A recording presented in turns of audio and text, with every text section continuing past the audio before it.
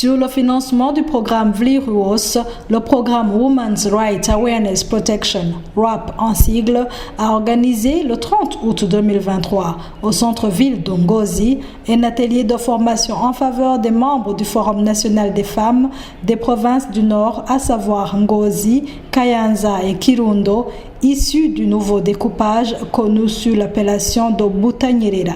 Dans son discours d'accueil des participants, le coordonnateur du projet a donné l'articulation, le financement et les missions à réaliser par le projet. Le projet Burundi RAP est géré par l'Université du Burundi en collaboration avec l'Université d'Anvers en Belgique, sous le financement d'une organisation belge appelée VLIRUOS. Le projet vise la sensibilisation pour la promotion et la protection des droits de la femme.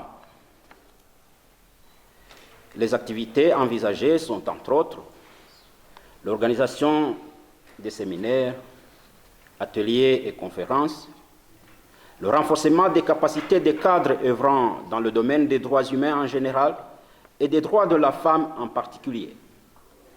Et c'est dans ce cadre que nous avons organisé cette formation à l'endroit des membres du Forum national des femmes.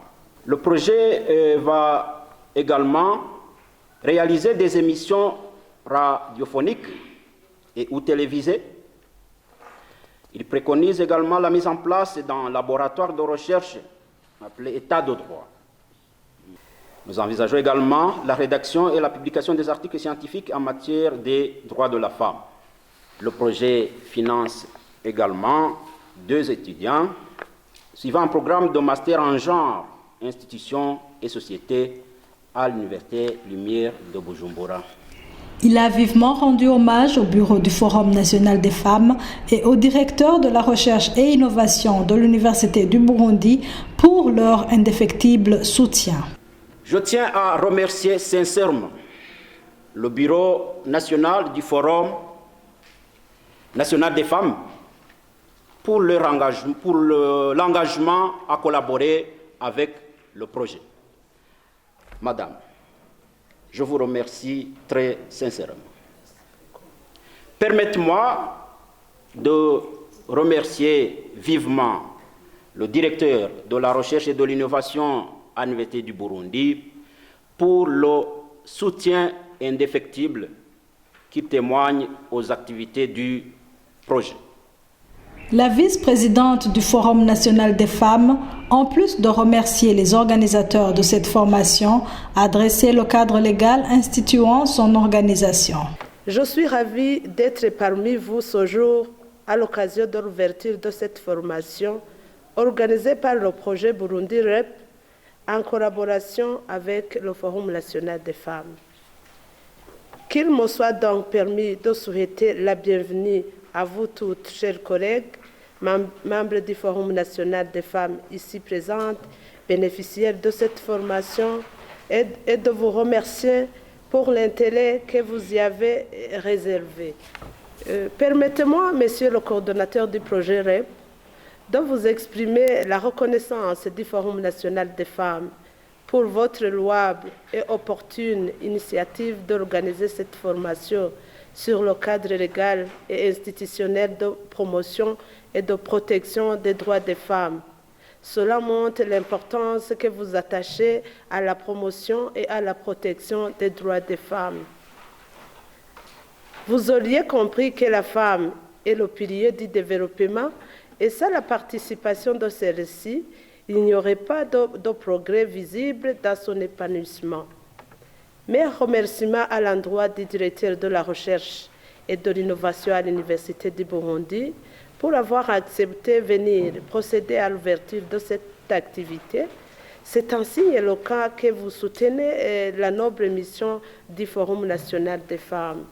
Distingués invités, chers participants, le Forum national des femmes, mis en place par décret numéro 100/021 du 3 mars 2022, portant les visions du décret numéro 100/26 du 15 février 2017, portant création, mission, organisation et fonctionnement du Forum national des femmes au Burundi est un cadre spécifique de rencontre des femmes pour des questions intéressant leurs droits et devoirs.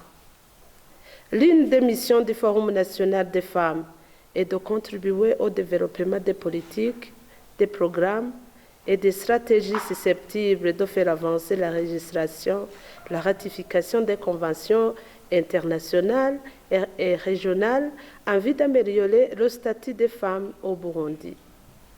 Cependant, l'exécution de cette mission exige que les membres du Forum national des femmes soient informés et régulièrement recyclés du cadre légal et institutionnel de promotion et de protection des droits des femmes. Elle n'a pas manqué de manifester l'intérêt que les membres du Forum accordent à ces genres de formation. Ce programme de formation avait commencé avec les membres du Bureau national des femmes et ceux des bureaux provinciaux en provenance de Bujumbura, Bubanza, Cibitoke, la mairie de Bujumbura, Gitega, Karusi, Muramvya et Mwaro. Aujourd'hui, c'est le tour des membres des bureaux provinciaux de Kayanza, Ngozi et Kirundo. Le même programme s'étendra sur d'autres provinces. Tout participant bénéficiaire de cette formation sera notre ambassadeur et messager, dont le rôle sera de promouvoir, prodiguer et protéger les droits de la femme et de la fille. J'espère que cet atelier permettra de consolider davantage nos connaissances grâce aux outils que nous allons acquérir ici. Les enseignements que nous en tirerons devraient nous être utiles partout où nous serons, tout en souhaitant que nous allons les appliquer bientôt. À son tour, le directeur de la recherche et innovation, qui a ouvert les travaux de l'atelier, a souligné les missions nobles assignées au Forum national des femmes. Il a passé en revue les séances de formation initiées par le projet. Je souhaite particulièrement la bienvenue aux membres du Forum national des femmes qui vont participer à cette formation. L'une des missions du Forum est de contribuer au développement des politiques, des programmes et des stratégies susceptibles de faire avancer la législation, la ratification des conventions internationales et régionales en vue d'améliorer le statut des femmes au Burundi. L'exécution de cette mission exige que les femmes du Forum soient informées du cadre légal et institutionnel de promotion et de protection des droits des femmes, d'où le thème du jour, le cadre légal et institutionnel de promotion et de protection des droits des femmes. La formation d'aujourd'hui concerne les membres du Bureau national du Forum et les membres des bureaux dans les provinces d'Ongozi, Kayanza et Kirundo.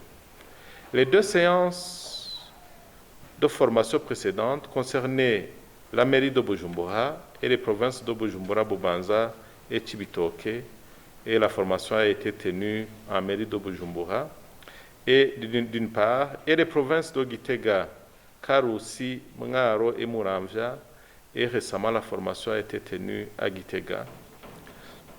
Je demanderai au coordonnateur du projet Burundi RAP d'organiser une telle formation à l'endroit des bureaux du Forum dans les autres provinces du pays qui restent. Une des participantes apprécie cette formation, s'exprime sur les quotas constitutionnels, les obstacles et l'épanouissement des femmes, mais aussi elle fait une liste de recommandations. Nous avons bien apprécié la formation parce que, comme femme leader, nous avons appris quelque chose. Nous avons appris beaucoup de choses concernant l'autonomisation de la femme leader. Comme par exemple, nous avons vu les lois nationales concernant la participation de la femme dans tous les domaines du pays. Les 30% accordés par la constitution burundaise n'est pas suffisamment. parce que la femme burundaise a la capacité de gérer dans tous les domaines. La participation dans les partis politiques, la coutume burundaise ne permet pas aux femmes burundaises de participer convenablement. À nos collègues femmes, la peur est de participer, surtout dans les institutions politiques. Si on ne participe pas dans les partis politiques, on ne peut pas accéder à ce que nous voulons. Le coordonnateur du projet RAP a fait une mise au point par rapport au quota genre prévu dans la loi nationale. Nous avons déjà constaté que les différentes dispositions qui accordent le minimum de 30% de participation pour les femmes, elle intéresse beaucoup les participants. Nous l'avons constaté aujourd'hui, d'ailleurs même dans les précédentes séances de formation. Les questions qu'il pose, c'est de savoir si la disposition ne vient pas en leur défaveur. D'emblée, les participants pensent que la disposition vient pour limiter leur participation à 30%. Les explications que nous donnons, c'est de leur dire que la disposition est là plutôt pour essayer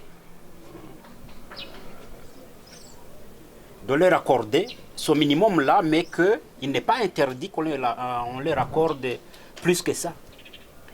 La disposition, c'est ce que l'on appelle l'action positive. Il y a un autre terme qui n'est pas beaucoup utilisé sur le plan international, la discrimination positive. Des mesures transitoires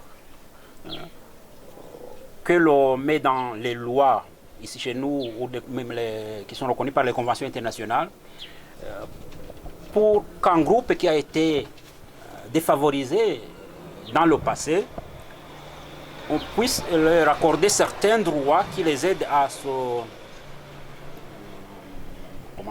relever, pour qu'ils puissent atteindre un certain niveau, ici nous parlons des femmes, qu'ils puissent atteindre un certain niveau de participation plus ou moins égal à celui des hommes. Alors la disposition, elle ne défavorise pas les femmes, plutôt elle vient pour leur protection. Et après avoir compris l'explication, c'est là où les femmes se disent, alors, s'il faut protéger les femmes, il faut que la disposition accorde au moins 50%, la parité. Pour le moment, elle réclame la parité. Ce qui est une bonne chose. Nous aussi, nous nous disons qu'à un certain moment, la Constitution devra évoluer dans ce sens-là, qu'on arrive à accorder cette parité de 50-50. Mais nous leur disons qu'en attendant, même avec cette disposition-là, s'il y a la volonté des autorités étatiques, avec la disposition telle qu'elle est formulée, on dit au moins 30%. Mais non.